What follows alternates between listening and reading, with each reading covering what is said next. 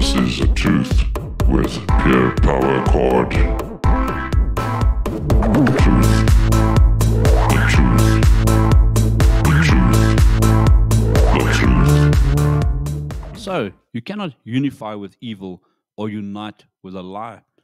The common Christian misconception is we need to tolerate lies and abominations and just accept them as part of everyday life. We are called out of the world. We are called to abide by the gospel of Jesus Christ, not to make it up as we go. There are 5 common lies the enemy uses against followers of Jesus and how to be free. Lie number 1, you will never be good enough, so don't bother even trying. So believing this lie leads us to want to give up. Often, I know we all have been there. Falling short of our own expectations or the expectations of others is a reality. We combat this lie by trusting God's righteousness. It protects us from the voice of the accuser, Satan himself. We can live right from a position of being made right in Christ. Always remember that.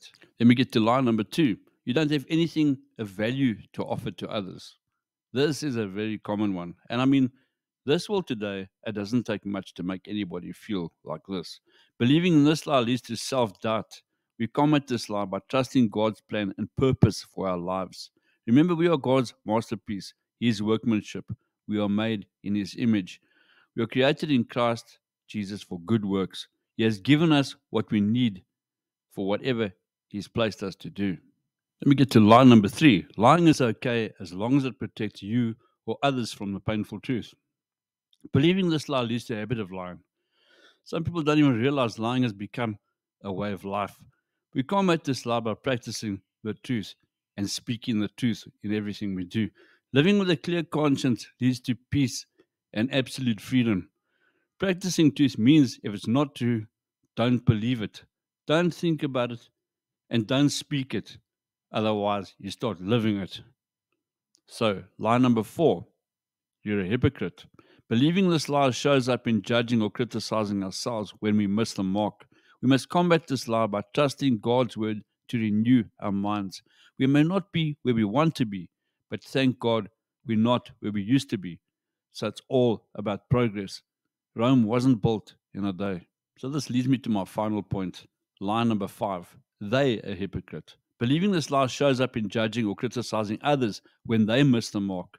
We must combat this lie by committing to standing firm on truth and standing together with grace. We're in this race together. Paul said, always be humble and gentle.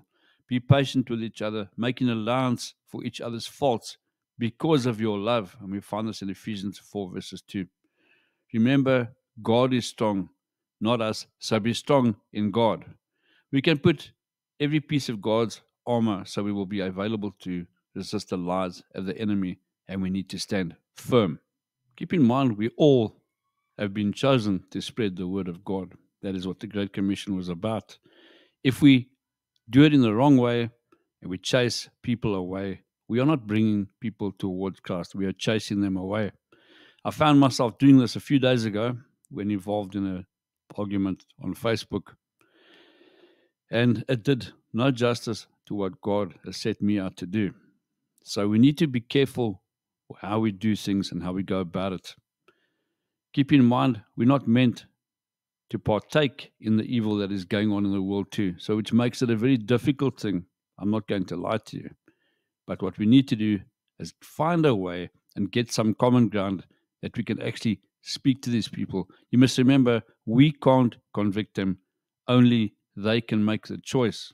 God is there. They just need to make the choice. We can't make the choice for them. That's why when people say, so many people were saved today in church, how do you possibly know what was going on in their hearts? I'm going to leave you with these last few words today. Love the sinner, but do not love the sin, and do not partake in the sin with them, if that makes sense. Please subscribe to my channel. Have a lovely day. Cheers.